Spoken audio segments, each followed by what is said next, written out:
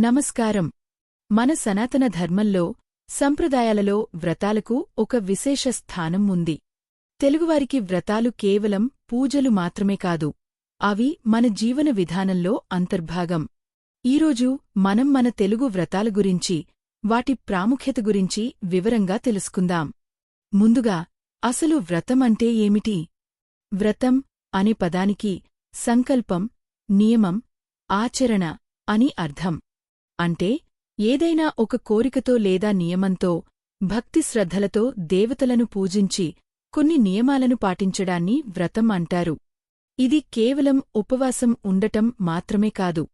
వ్రతంలో దీక్ష, నియమాలు, మంత్రపఠనం, కథాశ్రవణం, దైవచింతన, సత్యం పలకడం, అహింస పాటించడం వంటివి ఉంటాయి.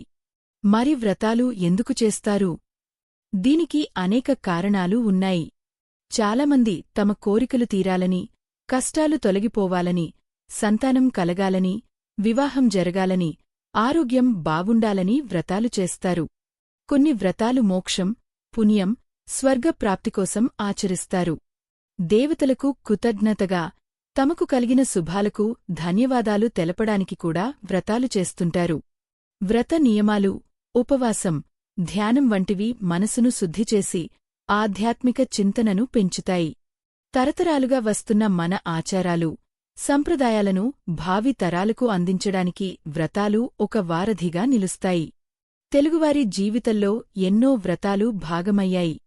వాటిలో కొన్ని ముఖ్యమైనవి. వినాయక చవితి వ్రతం, భాద్రపద శుద్ధ చవితినాడు విఘ్నేశ్వరుడిని పూజించడం. ఇది కొత్త పనులకు ఆటంకాలు తొలగిపోవడానికి చేస్తారు. వరలక్ష్మి వ్రతం, శ్రావణ పౌర్ణమి ముందు వచ్చే శుక్రవారం నాడు లక్ష్మీదేవిని పూజించడం. కుటుంబ శ్రేయస్సు, సిరిసంపదలు, సౌభాగ్యం కోసం స్త్రీలు చేస్తారు. శ్రీ సత్యనారాయణ వ్రతం, ఏ రోజునైనా చేయదగిన ఈ వ్రతం సకల శుభాలు కలగాలని, కోరికలు నెరవేరాలని చేస్తారు.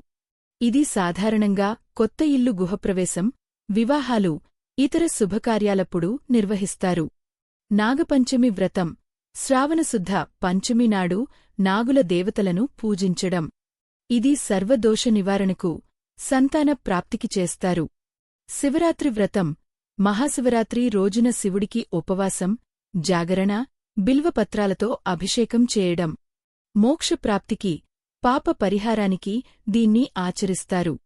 శ్రీరామ నవమి వ్రతం, చైత్రశుద్ధ నవమి నాడు శ్రీరాముడి పుట్టినరోజున జరుపుకునే ఈ వ్రతం ధర్మాన్ని నిలబెట్టడానికి, సుఖ సంతోషాల కోసం చేస్తారు. గాయత్రీ వ్రతం, గాయత్రీమాతను పూజించడం ద్వారా జ్ఞానం, తేజస్సు వృద్ధి చెందుతాయని నమ్మకం.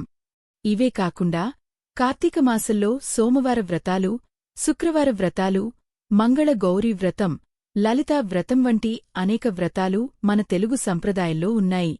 వ్రతాలు కేవలం పూజా కార్యక్రమాలు మాత్రమే కాదు. అవి మనల్ని ప్రకృతితో, దైవంతో, మన కుటుంబ సభ్యులతో అనుసంధానం చేస్తాయి. క్రమశిక్షణ, ఓర్పు, దైవభక్తిని పెంపొందిస్తాయి. ముఖ్యంగా సామూహికంగా వ్రతాలు ఆచరించడం ద్వారా సమాజంలో ఐకమత్యం, సద్భావన పెరుగుతాయి. ఈ వ్రతాల ద్వారా మానసిక ప్రశాంతత, ఆనందం, ఆధ్యాత్మిక సంతృప్తి లభిస్తాయి. మన తెలుగు వ్రతాల గొప్పదనాన్ని అర్థం చేసుకుందాం. వాటిని భక్తి శ్రద్ధలతో ఆచరించి మన జీవనాన్ని సార్థకం చేసుకుందాం. మీకు ఈ వీడియో నచ్చితే లైక్ చేయండి, షేర్ చేయండి. మరిన్ని ఆసక్తికర విషయాల కోసం మా ఛానల్ను సబ్స్క్రైబ్ చేయండి. ధన్యవాదాలు.